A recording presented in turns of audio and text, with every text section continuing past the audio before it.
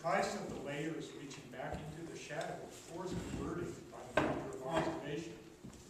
Around the edge, the gesture receded to become blind colors, from the rest of the massive lump with its note, like the cider of a puzzling naturally made. Lapses in skill were hard on the aesthetics of the presentation.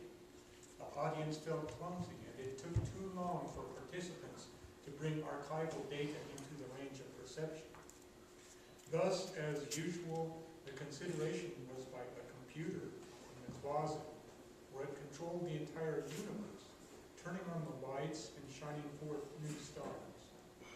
This was necessary to explain the purpose of the machine, and additionally, the closet where sliding paintings were stored. The depth appeared to be three-dimensional, and in fact may once have been.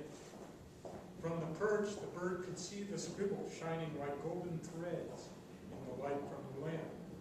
A nibble at the corner shredded the page so that it was thought the sentence ended before the picture made sense. Shock of incomprehension forced the observer into a state of abstracted animation, which transcended the intention of the creator, yet it was all very beautiful intrinsically. The middle ground was filled by radiance, as if the apex of a life were illuminating the bloom of an intellect, preoccupied with the indefinite appreciation of ambiguous beauty. Since this was a routine technique, often seen during exhibitions downtown, it could not be registered as controversial. The scribbler was interviewed in the expectation that contributions could be made to the daily news. However, it turned out that there was no extra time available for the expression of writing.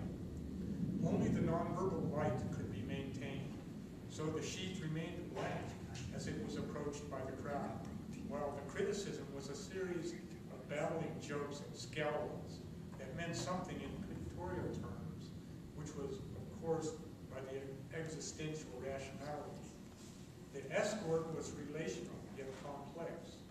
This had been early, during the subsequent debate, which concerned itself over the possibility that the worst was not bad, while the best was not good enough. The figure could not be discerned in the shadow. An advance in human attainment was accepted minimally as progress by the contribution of a beautiful object, the superior form of an imaginary view. As it was hoisted by the crane, the new sphere took its place as a virtual sculpture described through unrelated fantasies. It was more proper to listen than to speak. It was more reasonable